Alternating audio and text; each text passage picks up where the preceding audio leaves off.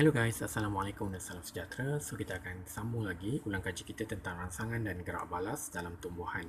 Jadi kita nak belajar dalam masa 5 minit ni apakah yang dimaksudkan dengan tropisma, jenis-jenis tropisma, terangkan bagaimana gerak balas tumbuhan dipengaruhi air, terangkan bagaimana gerak balas tumbuhan dipengaruhi cahaya. Secara generalnya, tropisma ni adalah gerak balas terarah tumbuhan terhadap rangsangan. So, tropisma ialah gerak balas tumbuhan terhadap rangsangan. Kalau rangsangan dia air, nama dia hydrotropisma. Kalau rangsangan dia graviti, nama dia geotropisma. Kalau cahaya, nama dia fototropisma. Okey, simple je. Untuk gerak balas terhadap sentuhan, kita panggil dia gerak balanastik ataupun tigmotropisma. So, kita akan pergi satu persatu. Okey, cikgu ulang. Tropisma ialah gerak balas terarah tumbuhan terhadap rangsangan. So, dia adalah satu gerak balas terarah tumbuhan terhadap rangsangan. Tumbuhan boleh menunjukkan tropisma positif ataupun negatif. Kalau positif ke arah rangsangan. So, kita ambil contoh ada 4 jenis yang kita belajar. Fototropisma, tindak balas terhadap cahaya. Kalau positif fototropisma maksudnya dia adalah bergerak ke arah rangsangan, iaitu pucuk. Pucuk bergerak ke arah cahaya. Itu adalah fototropisma positif.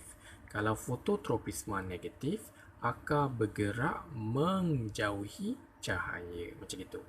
Okay, kita ada hydrotropisma, dia tentang air. Siapa yang bergerak ke arah air? Dia adalah akar tumbuhan.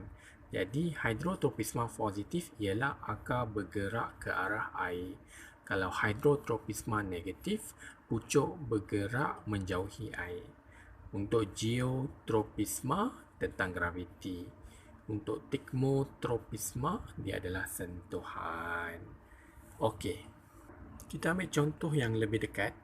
Gerak balas tumbuhan terhadap air dinamakan hydrotropisma. Akar yang tumbuh ke arah air ialah hydrotropisma positif. Sebab kita cakap bila positif itu, akar tu kena terhadap rangsangan. Dalam kes ni rangsangan dia air, hydrotropisma. Jadi akar bergerak ke arah air. Manakala pucuk tumbuh menjauhi air. Itu adalah hydrotropisma negatif. So negatif, pucuk menjauhi air. Okay, kita tengok pokok kacang. Kalau tanam akar terhadap air, itu adalah hydrotropisma positif. Kalau pucuk ke atas, dia adalah hydrotropisma negatif. Okey, yang keempat, macam mana kalau cahaya pula? Gerak balas tumbuhan terhadap cahaya dinamakan fototropisma. Nampak macam kita ambil gambar foto. Fototropisma. Hydro, air, hydro. Pernah dengar kan? Tenaga hydro, tenaga air. Kalau foto, cahaya. Pucuk yang tumbuh ke arah cahaya ialah fototropisma positif. Kita ulang lagi, kalau positif, dia kena bergerak ke arah rangsangan tersebut. So, foto ni cahaya. Bila pucuk bergerak menghampiri cahaya, itu adalah fototropisma positif. Manakala akar tumbuh menjauhi cahaya, fototropisma negatif. Sebab akar ke bawah. Okay, kalau kita tengok cahaya, kita buat lubang dalam kotak ni, kalau cahaya masuk daripada tepi, dia akan membengkok. Dia ikut cahaya. Contoh kita buat lubang kat bawah pun dia akan ikut. Lalu ke atas pun sama, dia akan ikut. Itu maksudnya fototropisma positif. Pucuk tumbuh terhadap cahaya. Untuk geotropisma pula, dia sama macam pucuk dan akar. Kalau geotropisma positif, akar tumbuh ke arah graviti. Kalau geotropisma negatif, pucuk tumbuh menjauhi graviti. Dia macam itu. Untuk tigmotropisma, iaitu gerak balas terhadap sentuhan, kita ada dua. Satu gerak balanastik, satu lagi kita ada tigmotropisma. Okey. Yang dinamakan tigmotropisma ialah tigmotropisma positif. Susur paut. Kena ingat susur paut ataupun batang yang berlilit. Kita ada pokok kekacang, pokok timun, kita taruh kayu supaya dia boleh lilit dekat pokok tu. Itu kita panggil dia tigmotropisma positif. So sulur paut berpaut pada objek untuk dia tumbuh. Okey. Kalau negatif, akar mengelak sebarang objek yang menghalanginya. Selalunya tigmotropisma ni dia bagi satu contoh ialah dia suruh bandingkan dengan gerak balanastik. Dia tak ada positif, tak ada negatif. Kalau ada soalan tentang positif, korang kena cakap tentang dia punya batang berlilit pada objek yang diletakkan. Kalau negatif, akar dia ke bawah. Okey. So, dalam Thigmotropisma ni, kita ada juga yang dinamakan gerak balanastik.